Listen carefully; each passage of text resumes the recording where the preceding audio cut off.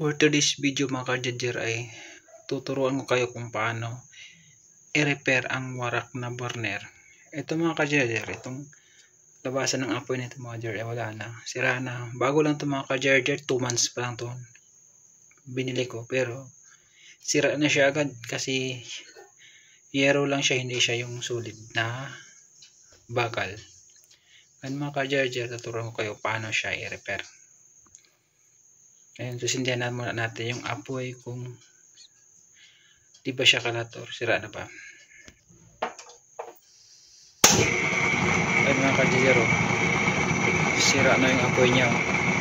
2 months pa lang ito mga ka-judger, ano to, binili ko Nova, pero ano siya, para siyang yero sa taas. Maganda lang yung ano niya kasi maikot na yung apoy, pero mabilis siyang nabutas, nasira. Hindi na sa pwedeng paglutuan kasi mabilis lang masunog. Ngayon mga ka-judger ay papalitan natin ng mga ka-judger ng ano, ng sikana o luma, itong burner na to, yung labasan ng apoy. Ang matira nitong mga ka-judger ay yung base na lang. Patayin mo natin siya sa ano niya. Ito yung ano niya mga ka-judger, tanggalin mo natin ito.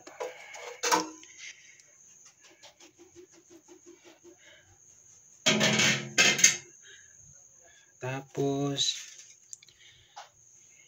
ito sa mga ka-judger ay diba ito, yan ano niya, umiikot yung apoy dito, pero pangit siya, hindi siya original. Naglag ko sa pintay kasi mainit. Ayan, mainit. Ayan mga ka-judger, warak na. Hindi na siya pwedeng gamitin kasi sumisingaw na yung gas. Ngayon gawin natin yan mga ka-judger, tatanggalin natin yan. Ito mga ka-judger, parang yero lang siya. Hindi siya solid na sira na. Hindi siya solid na bakal. 2 months pa lang yung mga ka-judger, pero sira na siya agad. Ngayon tatanggalin natin siya mga ka-judger. Mainit kayo nagsapintay. Ayan, idulak lang natin para matanggal dun sa ilalim. May ano siya mga ka-judger ayun, ilalim niya, ayun. Yung ano niya sa ilalim, yun yung butas. Ito natin siya pasok, yan yung butas niya. Yan. Yan mga ka-judger. Sira na siya, papalitan natin siya ng burner. Itong ipalit naman natin mga ka-judger. Ito, ganito yung dapat na ipalit nyo mga ka-judger kasi solid siya, bakal talaga yan, solid. Ito mga ka-judger ay pinaglumaan ko na to, 9 years na to mga ka-judger. Sira na yung base niya, yung ganito niya, sira na, warak na, pero ang natira ito kasi solid kasi ito sa mga ka-judger. Yung isa na ito ginamit natin noong una natin vlog sa burner din. Ito mga ka-judger, warak na warak siya, papalitan natin siya ng sikanhan lang siya mga ka-judger, pero solid, maganda yung ano niya kasi bakal talaga. Ngayon itong ating ipalit mga ka-judger, ayan, maganda ito mga ka-judger kasi maliit yung butas ito, bakal talaga. Ayan na. Ngayon ipapalit na natin mga ka-judger, saka natin buksan. Ngayon palit natin mga ka-judger yung sarali, pasok na natin. Ayan, yan mga ka-judger. Ngayon buksan na natin kung gumagana ba.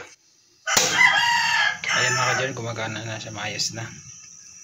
Ayan, gumagana na siya mga ka-judger. Ayan, ngayon ilagay natin yung ano niya. O diba mga ka-judger, pwede. Ito yung ano niya, okay na siya mga ka-judger. Ayan, ayan, okay na yung burner niya mga ka-judger. 9 years na siya, pero solid na bakal, kaya hindi siya nasisira agad. Pero yung bago, ito yung bago, 2 months lang, kabibili lang. 2 months, wala na, warak na. Warak na mga ka-judger. Kasi yero lang siya, hindi siya solid na bakal. Kaya kung may ganito kayo mga kadyaryak, itong burner na ganito, bakal, huwag yung itapon kahit sira na yung base. Okay lang yun, kunin nyo yung labasan ng apoy yung burner nya at saka itago nyo kasi pwede nyo pa yung magamit. Pag nasira yung burner nyo, pwede nyo lang ipalit sa iba. Kaya kung may natutunan kayo mga ka-charger ay huwag nyo kalimutan mag-subscribe at pindutin na rin yung bell button para updated kayo sa ating susunod na video.